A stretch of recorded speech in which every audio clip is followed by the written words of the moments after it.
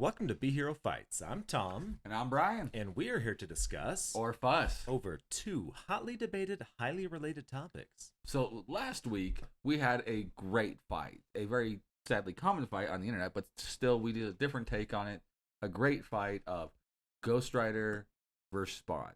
Who did it better? Was it Marvel or Image?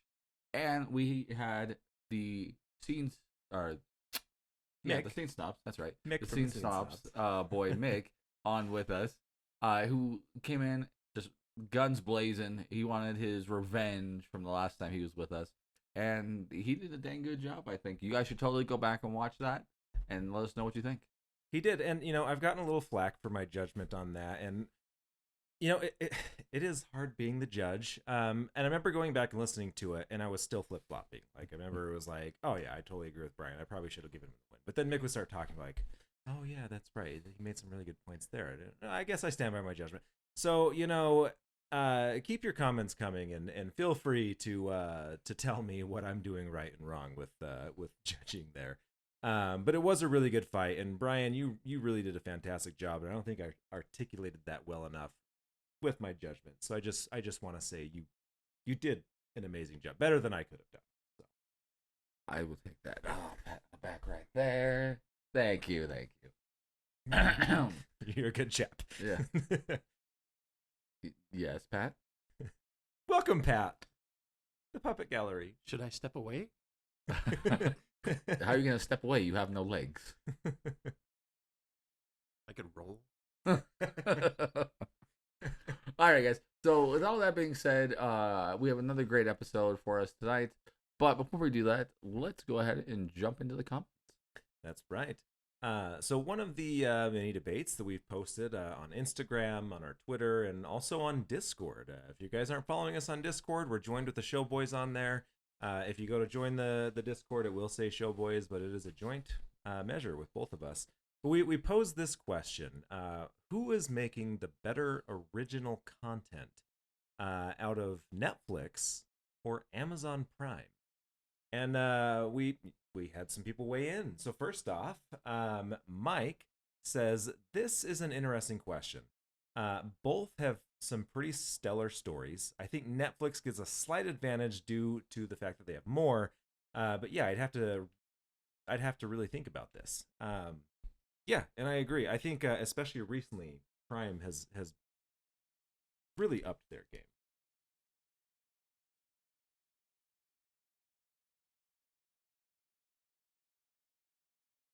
Gotcha. You want to turn down that? Mine are super loud. Thank you. Like I couldn't hear, like when I talk, I couldn't hear all I could hear is myself, so I couldn't talk. Yeah. So No worries. Yeah, but so I get it. Amazon Prime really has kind of stepped up their game lately. For sure. I love both of these. I love original content that they both have. From Invincible and The Boys to like The Witcher and the big one right now, which is Squid Game on Netflix. There's tons of great content on both. So yeah. All right. So the next comment is Mel says, "Ooh, that's a good one.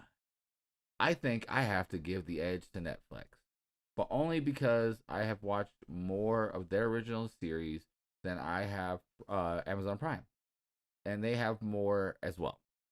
But that being said, I think The Boys is probably one of the best shows I've ever seen. So, damn. This is a hard one. And Mel, you're right. Like I was saying, they have some great content on both. I do believe that Netflix is going to always have slightly more, large to the effect that they have They're their own years in-house ahead of the company. They're ahead of the game. The stuff that we see with Amazon, they're working with companies. They're working with film companies and everything else to make that content. Where Netflix at this point makes their own content in house. Yeah. So there's not a lot of other red tape or anything they do. They'd be like, yeah, crazy game about people playing or Asian people playing, playground games. But if they lose, they die. Yeah, we'll totally do that. The numbers game. Yeah. Netflix is just putting out so much more. Yeah. Like they will approve everything. Yeah. Family Guy has made jokes about that actually. They have. Well, because it's true. I mean, you end up with good shows, but there are a lot of garbage shows too. Mhm. Yeah. And it's the stuff that falls down. I mean, right now they have 2 different versions of He-Man on Netflix as original series. So yeah. My problem is like I don't. I should watch more original stuff on both of them, but most of the time, like I just end up watching old shows currently, running through Seinfeld again. Ah, I love it. very nice. All right. Yeah, and then the last comment from BioCiv. It's unfortunate that I have to say Netflix because I definitely use my Amazon Prime Video way more than my Netflix anymore. But Netflix has a catalog of original content from over the years. So, I mean, the common trend here is just the fact that Netflix has so much to offer. And again, they're years ahead of the game. Like, really, we wouldn't have streaming without Netflix. And the fact that I think it started with House of Cards, right? Was their first original program? I want to say it was House of Cards. I don't know if it was their first, but it was that was their big one. huge. It was Yeah. definitely their first hit. Like Yeah, I think that was the big one that they had. back in like 2009. And then I wanna like say. when the Marvel streaming, like the Marvel shows Mhm. came out on Netflix, those were huge. I know I like when I made sure I had Netflix and was watching all the stuff. But I think it was like 2 or 3 years before I think Hulu started coming out with original content, and then of course Amazon Prime. So like they had a few years just ahead of everyone. So of course they do have the biggest catalog, and like you said, they do stuff in house now, so they can just Yeah, they They spit things out like crazy. pump out pulp, you know. Looks like Lilyhammer. That's the Lilyhammer. first net. I That's the haven't one even about heard that. the like the retired gangster who gets put in witness protection and moves to like Norway or something. I don't think I've ever heard this. Yeah, I haven't. It's got one of the guys who, one of the guys from Sopranos in it. I can't remember the name of the character that he plays, but it's one of like Tony Soprano's circle guys. Huh. Silvio or not Silvio. Was it? I think it's Silvio. Okay. I might get flack about this, but I've never watched The Sopranos. So I haven't seen all of them, Sopranos but is great. I've seen a bunch. It is actually a really good show. It took me too long For to its even time, it start was really watching good. But if you haven't seen it yet, and you go back and watch it, you're gonna be like, big deal with it. all right, guys. So that's the comments we have for this week. Of course, if you guys have any great comments, please hit us up. We are constantly posting things on our social medias and in our shared Discord of different questions and thoughts and everything else that we will love to get comments from you about. Yeah. So drop comments either there or right here on YouTube, and we will read them out. So to find those, we'll try that again. To find those, you go to our social medias such as Facebook.com/BeHeroMedia, Instagram.com/BeHeroMedia, on Twitter at BeHeroFights or BeHeroMedia, as well as everything that is BeHeroMedia at BeHeroMedia.com. And then right here on the YouTube page, you can drop comments in there, like I mentioned, as well as go ahead and subscribe and hit that notification bell.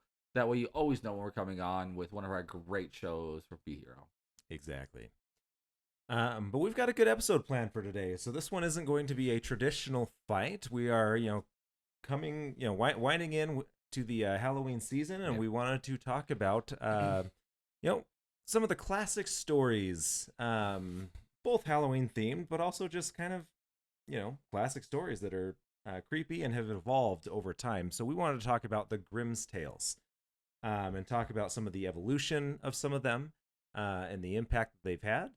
And then we'll also kind of discuss which one we think is the best and why. But yeah, let's kind of dive into this, Brian. Sure thing. Let me just pull up my list of them. Yeah. So we put together a list of some of the ones that we have, and a lot of these ones are ones that are well-known stories that we may or may not realize were Grimm stories, that have either been that you've seen somewhere else or brought to us by, say, Disney, and Disney-fied, as it were. So the first one we're going to go with is the story of Rumpelstiltskin. Yeah. So the Rumpelstiltskin story is familiar to lots of people.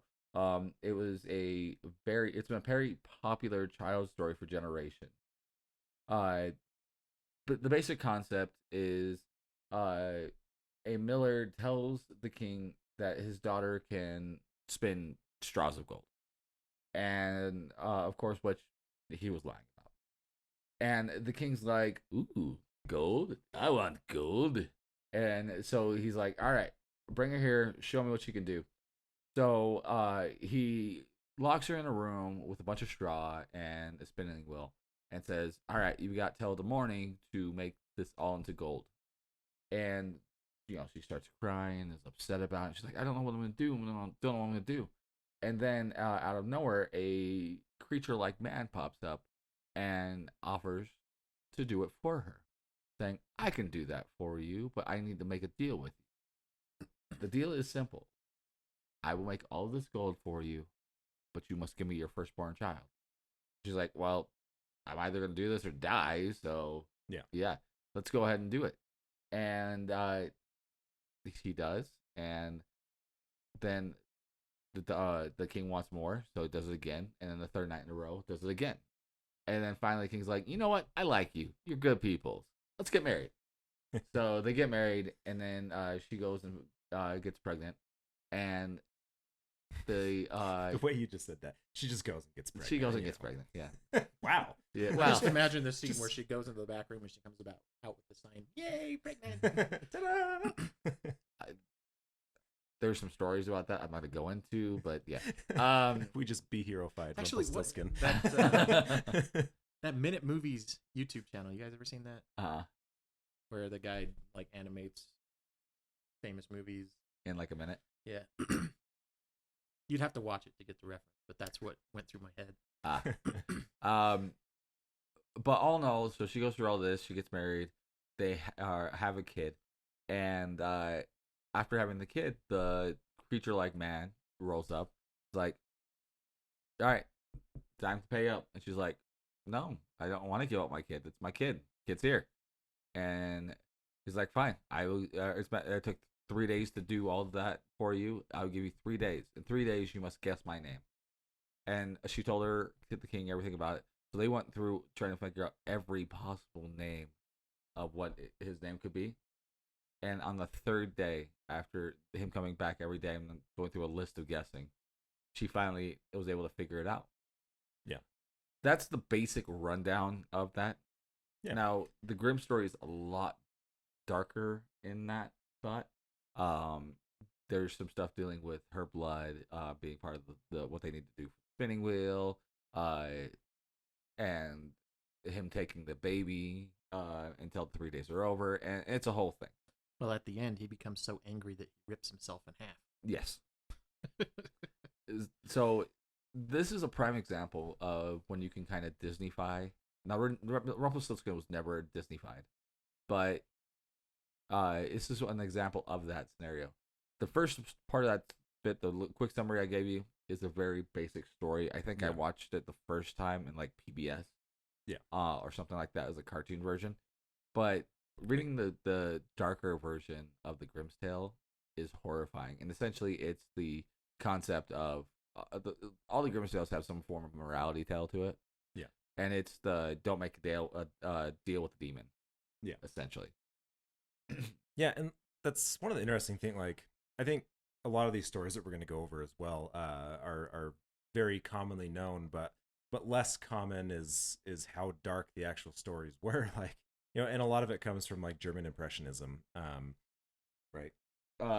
Yeah, it's Germain, and specifically, so at the time when like the Grimm tale was there wasn't essentially Germany. There was like Austria, Prussia, and all those. Yeah, they were around. Germany wasn't a thing yet, but there's known as like a Germain culture of all those kind of things. Yeah. So if you guys don't know, what the Grimm brothers did is they decided to walk around to every town and everything they could find and listen to people tell them stories about different things, the oral cultures that came from those little towns, and they repeated, cherry-picked, made stories based off of those stories. So the stories that you have from the Grimm's tales, and then essentially the ones we got down from like Disney and the others that have borrowed from those, they are oral tradition stories from small towns in Northern Europe that were retold and written down by the Grimm brothers. Yeah. And they have multiple volumes. So the Grimm brothers would go and do so many of the stories, and then print out some, and then do more and more. And this was at a time where a lot of people couldn't read, and a lot of people, like, printing wasn't a huge thing, so they had to handwrite all of these stories, but they wanted them written down to share those oral traditions. Yeah. So. Yeah, exactly. And Rumpelstiltskin is just, it's a classic. Yeah, I remember just enjoying that story growing up. That one hasn't really evolved nearly as much as some of these other ones. Like, we'll talk about Cinderella in a minute. Yeah. Which Cinderella is an interesting one too, because the Cinderella story is actually not a Germanic story. It's the first version of a Cinderella-like story that they found was actually from China. Oh, really? Yeah. But I will go more into that in a minute. The next story we have is one that a lot of people now know thanks to Mandy Moore and Disney, called Rapunzel, or the movie known as Tangled. Yeah.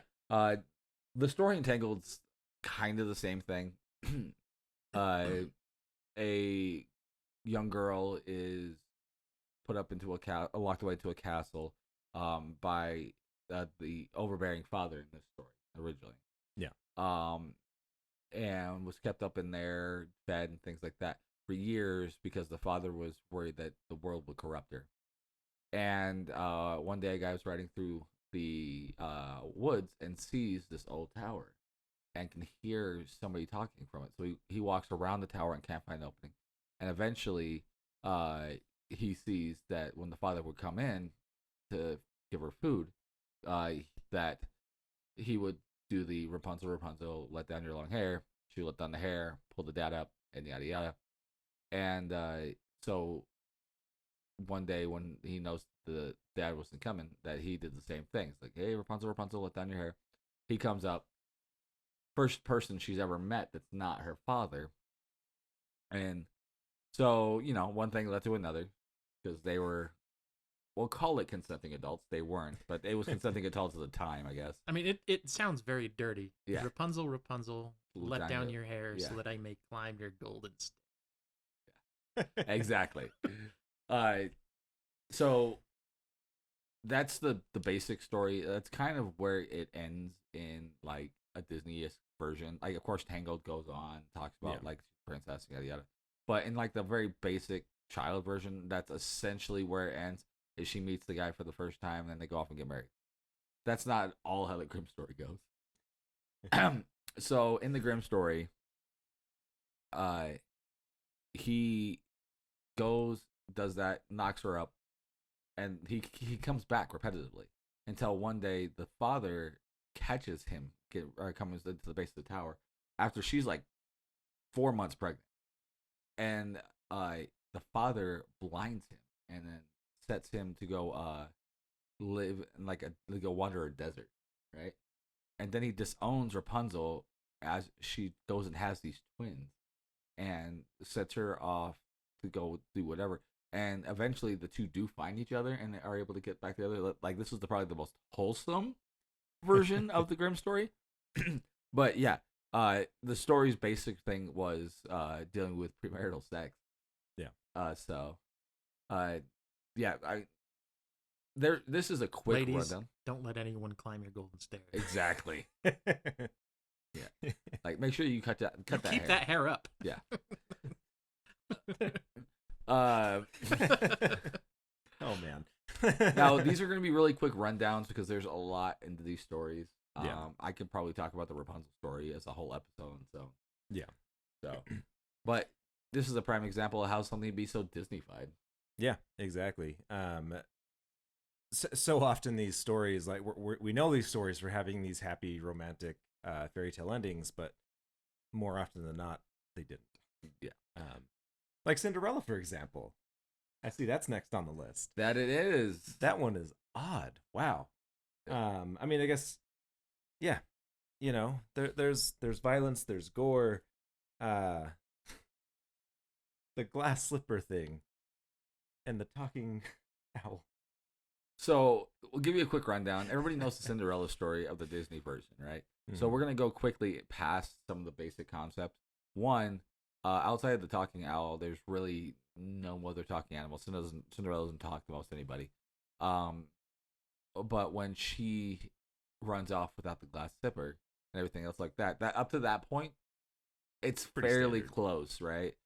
But when it comes to trying to, like, especially the ugly sisters, the ugly stepsisters, in the cartoon version, right? When the sisters have like these nasty feet, like one's so big it like flings a shoe off, and a bunch of other stuff. Yeah. What they end up doing in that one is the sister with the big feet chops her foot half off to fit in the shoe. The one sister chops out, like, her toes are too big to fit. Yeah. So they chop off her toes. And then Prince Charming is like, oh, okay, it fits. Let's go. Yeah. And an owl is like, hoo hoo, look at the shoe. Sees blood everywhere, takes her back. And then the next sister goes to try it on, but her heel's too big. So they chop off her heel. Yep. And Prince Charming's like, I don't see a problem here. Let's go. Owl comes back again. Hoo hoo, look at the shoe. Wow, what a horrible guy. Why would you want to marry him? Right? Like, Like, he doesn't check anything. It's like, I don't know anything about ladies' shoes, so that should be fine, right? do you think Cinderella, like, sees this now, this bloodied glass slipper that both of her sisters have chopped off their feet for? She's like, What, Prince do I Charming, have to put this what on? the hell happened here? Can I get like a Kleenex wipe or something, or like a KFC like wet nap or something? Yeah. Come on, Why is there blood everywhere? What? It wouldn't fit. right? He's just like, just put it on. Hey, don't kink shame me. But He's just standing over there. Do you want to try it now? Uh-oh. those concepts of that stuff too, like I mentioned before, these are based off of oral traditions, and looking at the Grimm's tales specifically, you can see that a lot of the oral traditions are shared across the world. I mentioned before, one of the first versions of the Cinderella story, the first version that has been found, is actually based off of a Chinese story that kind of goes with the same thing, except for instead of a fairy godmother, it's a magic koi fish. So, This does sound familiar, actually. yeah, Does it have the voice of Eddie Murphy? it doesn't that yet, but it will. It needs to. Yeah. Well, I don't care. If it doesn't have Eddie Murphy,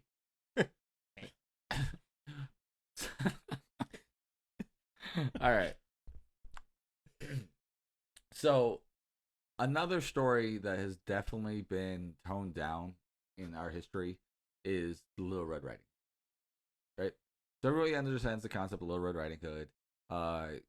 Girl sends her daughter Red Riding Hood to go to the grandma's house to give her some cookies, right? Mm-hmm. And as she's rolling up, she passes the big bad wolf. Wolf's like, "What you doing?" It's like, "Oh, my grandma, she's all by herself. She needs cookies." It's like, "All right, well, have fun." And then the big bad wolf beats her there and eats grandma, takes her place, and then threatens to eat Little Red Riding Hood, right? That's the really simplified version of the story. Yeah. In the Grimm's tale, she runs into two separate wolves, and then she also runs into a huntsman Mm-hmm. as she's going there. And she has like no stranger danger in these Grimm stories. Like it's straight up like, "Oh yeah, this is my house, that's my phone number. Oh, our network password is And here's my social." exactly nothing. Like, so she rolls up to grandma's house, and the wolf has already eaten grandma, right? And is sitting in her bed and does the the better eat you with, yada yada, and eats Red too. Mm-hmm. And then the huntsman bounces in and it's like, "No, bro, no," and like chops him in half, like splits the wolf open to free the other two, and they come out like nothing happened. Yeah. as happens often. Yeah, because as is customary. the wolf of swallowed the wolves. 2 human bodies whole without biting them at all, as well as their digestive juices didn't get hurt. No, you're totally good. But yeah, What is the moral of that? Don't talk to strangers. yeah, it's danger, stranger danger. Seems like they could have come across that with less. Wolf in grandma's clothing. I don't know. Well, there's But a he lot. doesn't like. I'm sorry, that's not a good illustration of stranger danger because who ends up saving them? The stranger do. Yeah, I mean, I guess that's true. Like, but yeah, it's a whole thing.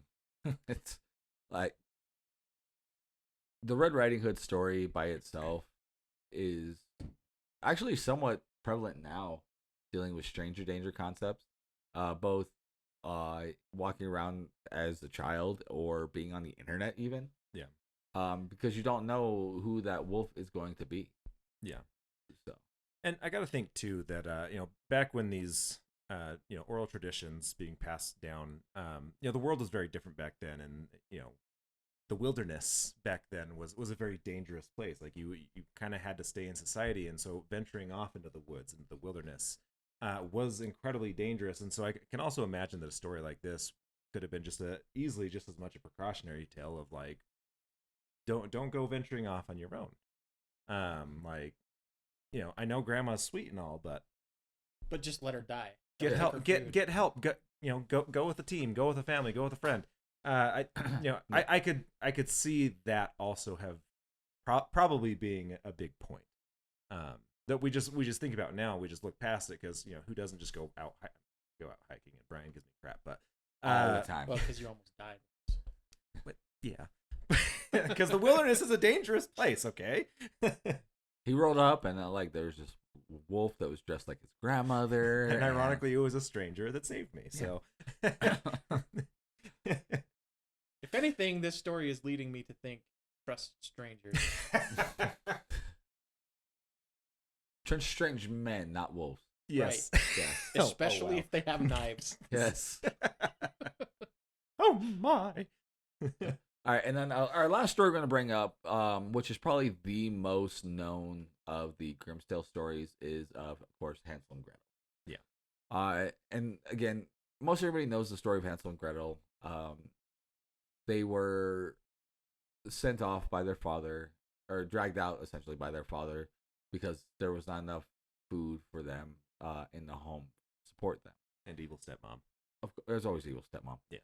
And they had the breadcrumbs to follow them back home, and then in their walk they found trying to find home, they found the witch's house, which is made of candy. Mm-hmm. Goes in, talks to the witch, and the witch wants to eat them. They push the witch in. It's a basic story, right? Another one, I guess, kind of dealing with the wilderness. Yeah, and dealing with strangers. Yeah. But this story is expanded a lot more in the original Grimm's Tale. One, they attempted 3 times, I believe, to get rid of the kids. I know of at least 2. Yeah. But yeah. Because they do it they do the bread part one time, and then they do the first time was rocks. And And then, when they did the bread, it was the animals ate it, and that's why they couldn't. Yeah. Back. And I think there was one more if I remember right. But and then they have Hansel and Gretel. So Hansel is locked up in a shed being fed.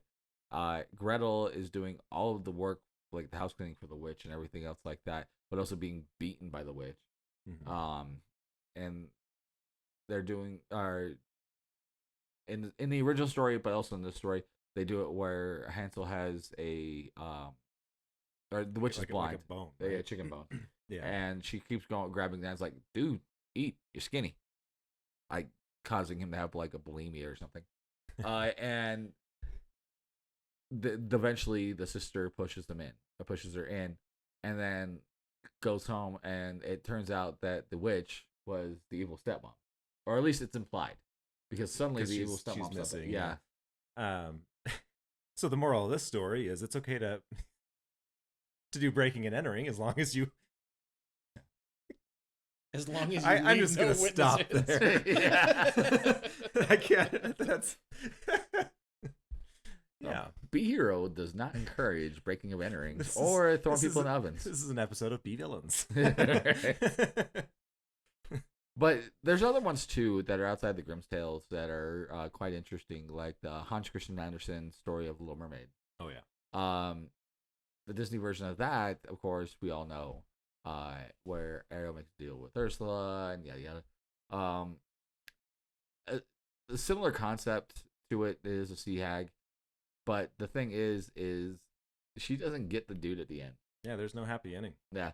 What ends up happening is she ends up not doing it in time, and No, he picks someone else, and she runs into the ocean and drowns. Kills turns into herself. sea foam. Yeah. She becomes sea foam. But yeah, so she doesn't do it in time. He falls for somebody else. Yeah. And she's so upset about it, she goes and does that. But one of the other messed up things is, she's lived with tails and scales her whole life. When she's walking on her feet, even though she can't talk, every step she does is like knives in her feet, her legs. She's not used to it, so it's always painful. Her feet are always bloody because of it. It is messed up. It's a very, very tragic story that Yeah. that we have I like the Disney romanticized version in the better. wrong way. You like this version better, Pat? No, Disney's version is way better. Oh yeah, totally. I think that's the reason why they did that.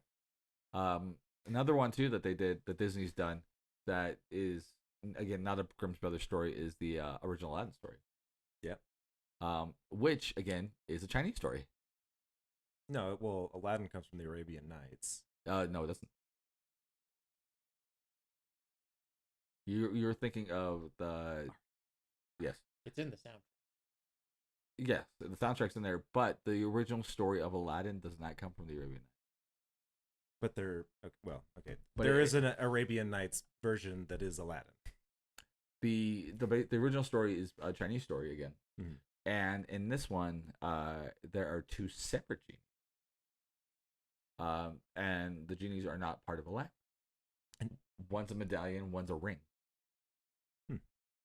And then the Jafar character is actually his uncle that's evil, if I remember right, and then like another magistrate of some kind.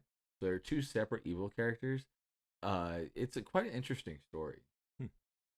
Yeah, I definitely haven't heard that one. Didn't the Grimm's brothers also do their own version of some of the Arabian Nights tales? Yes. Yeah. There's a ton of stories on there. There's another one too that I didn't put down on my list, but is not really well known, but it's kind of messed up. Known as Donkey Skin. It's about a girl named Donkey Skin. Or no, I'm thinking of a different one.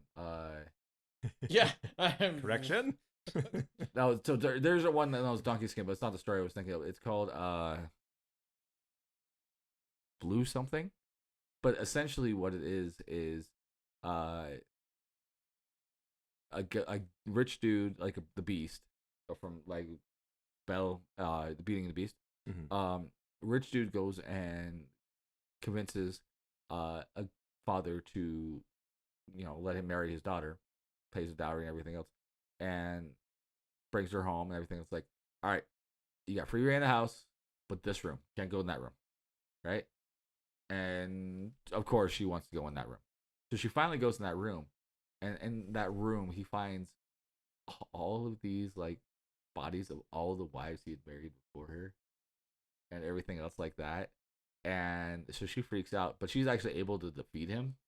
I want to remember the name of it. I want to say it's Blue something, but it is quite an interesting story. Yeah. And there's I have not heard that version. so the Brothers Grimm with their oral stories and traditions that they either did directly or did a version of, they kind of gave us the basis of what we know for urban legends. Yeah. And moral stories. Like I said, almost every one of their stories has some morality tale to it. So without the Brothers Grimm, one, Disney probably wouldn't be as big of a thing at all. And two, I don't know if we would have the same morality stories that we do now. Yeah, and it is interesting how a lot of stories, that we know today are built on a darker foundation. Yep. But I think that over time has shaped culture, and so Well, that these stories, the original versions may not be always appropriate for modern audiences, or may not be everyone's cup of tea. Like, it is still very interesting to read them and study them, and just kind of see how that might have affected you growing up in a staunch religious home as a young child. By the way, that name of that story was called Bluebeard. It just popped in my head. Bluebeard. Yep. Okay. But we see that now too. You see it in comic books being adapted to movies and TV series. Yeah. Some of the darkest stories that are in the comic books, like you're like, how could you possibly make this into a movie or get adapted? A prime example of two that have come to my mind, of course, is the Phoenix Saga, which has not yet got adapted well. Yeah. Well, They've tried twice. I think that when X-Men 92 did it, the X-Men cartoon in 1992, they did their version of the Dark Phoenix Saga. I think they did well, but had to, of course, give it a lighter tone to it. Yeah. Yeah, it was an adaptation, didn't really pan out well, but it was very much a lighter adaptation. But one I'm hoping to see well done, that's kind of a darker story. Well, actually, another one's popped in my head before I go on to that one, is WandaVision. WandaVision is very similarly based off of a storybook run from the West Coast Avengers that dealt with Wanda and her kids and Mephisto and even Agatha Harkness. Those are all the exact same points and beats that they did in the comic book, but it's so much darker. Yeah. Than is in the show. And then the new Spider-Man, No Way Home, looks to be that they're adapting two different comic book runs of Spider-Man, known as One More Day and One More Time, I think is what the other one's called. Basically, it's a similar concept of what we've been seeing in the trailers of him, Spider-Man, making a deal with a magical being to have people forget he's Spider-Man and showing what that costs him. Yeah.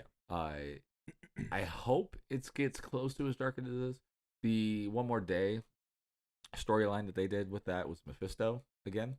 That he made a deal with essentially the devil. Yeah. And what ended up costing him is his life with Mary Jane, because he was trying to save his Aunt May, as well as have people forget he's Spider-Man, because this comes right off the heels of Civil War when he showed off who he was. And then the One More Time is essentially a retcon of that. I don't think it's called One More Time. It's something else, but it's a better version of the original story. Yeah. But this time he asks Doctor Strange to help do it. He asked Doctor Strange the first time, but Doctor Strange said no. The second time he's like, oh, I guess you can't screw it up more than you did the first time, so let me try it. Yeah. Yeah. So with the stories that we've talked about, Brian, which one do you think is the best? Oof. It's hard to say because it's relative to what we're talking as a metric of best. Yeah. I think the Hansel and Gretel story is a stronger story than the others, but I think the best, as in like the darkest, would probably have to be either Cinderella or Rapunzel. Yeah, Rapunzel's pretty dark. I mean, yeah. Of the ones we mentioned, personally, I like Hansel and Gretel. To me, it's just kind of that's always been one of the darker stories. It was a story that made me very uncomfortable as a child. But I like those types of things, those moments, because that's where you grow. That's how you learn. That's how you find new perspectives and challenge your thought process. So I think that's why I like the Hansel and Gretel story. It was always something that was very dark and hard to watch, but in a good way. Yeah. And I very much feel the same way with that one, as well as so many of the others. It's one of those things where it teaches you those morality lessons as a young child, and Disney's done pretty well adapting the morality portion of the story, but not going as dark as it could be. Yeah. So with Rapunzel, with Cinderella, and all the other ones we've talked about today, you can kind of get what they were aiming for. Now, of course, they didn't have any good relevant stories that they could do something like this with back when these were done, when the Brothers Grimm grabbed them out. from the other towns and stuff. So literally, they had to scare the crap out of the kids and give them nightmares to be like, yo, don't do this. Yeah. Like, I know we're not in like the 21st century or 21st century, and you can go listen to a crime podcast. I'm telling you, this is how it is. So yeah. All right, Puppet Pat, which one do you think is your favorite? Or one that we didn't mention, if you have a Grimm's Tale this year. I don't know. I was looking at Snow White, because at the end of Snow White, It's not Maleficent, but but when the evil stepmother gets discovered, the prince forces her to dance red hot shoes. Yep. Till she dies. That's pretty awesome. yeah, the downside to that is how he saves Snow White. Do you remember how that happens in the end of the story? So the reason that Snow White is not dead but she's asleep is essentially when she took a bite of the poison apple, it got lodged in her throat, right? And at this point, she's like 10 when she dies, right? She comes of age while she's locked in the like crystal thing. Well, literally, the prince finds her, and it's like, she's hot. She's asleep, but she's hot. So yeah, I'll take care of business. And Wow. in the jostling of taking care of business, unlodges the apple, and she ends up spitting it out. So like her first memory is, or her last memory was, this crazy chick made me eat an apple, and I was 10. She wakes up, she's like 16, and there's this dude on top of her. Right? It's very Cosby. Yeah, that's some dark stuff. I didn't know all that. Yeah. That's not my favorite. Let's just move on. There's kind of a reason I didn't bring that one up, but there you go. The more you know, right? But guys, honestly, if you have a chance, and you want to learn more about these great stories, go online. There's stuff all over the place that talks about and everything else. There's some great podcasts as well that talk specifically about that, these stories, or do adaptations of these stories. I'm trying to remember the one I listened to got most of these from, but I can't remember it right now, so I apologize. But if I remember it, I'll have Tom add them to the link below. Yeah, so that you guys can take a listen to some of these. And what are your guys' thoughts? We want to know, like, is there one that stands out to you as being more messed up than the other, or more inspiring, or one that maybe made you more uncomfortable as a kid growing up? Is there anything that you learned or didn't know? Right. I know I already learned a lot. Snow White kind of seems like the one that makes you more uncomfortable to get, actually. Right. Yeah. By the way, that podcast is called Myth and Legends podcast. I just remembered it. And it's a great listen to. The guy on there does a great job of doing an adaptation of the story with adding some humor. So it's not directly the same story, but it's essentially the same story. They do a great job at adapting that. Yeah. But with that being said, guys, like Tom said, let us know what you think right here in the comments. And while you're there, if you like this episode, hit the subscribe button, hit that notification bell so you always know when we come on. And go ahead and give us a nice little thumbs up like if you liked it, just to help us out with the algorithm. Yeah, exactly. We're going to kind of keep this debate open-ended, though. We're not going to choose a winner. You know, it was kind of smaller and a little more of just a discussion, but we want to know if you guys like that. So let us know as well. And hit us up on our social media, facebook.com/BeHeroMedia, instagram.com/BeHeroMedia. On Twitter at BeHeroFights or BeHeroMedia, as well as everything that is BeHeroMedia at BeHeroMedia.com, including some of our newest video reviews. Exactly. I think that was a good episode. I think so too. And also, before we leave, just want to let you know we do have our shop open and available for you. So if you want to get some Be Hero merch, go on to BeHeroMedia.com and you can purchase that right there if you want to help us out. Goes a long way. Totally does. Well, Tom, Puppet Pat, anything else? Nope. All right. So guys, as always, fight on.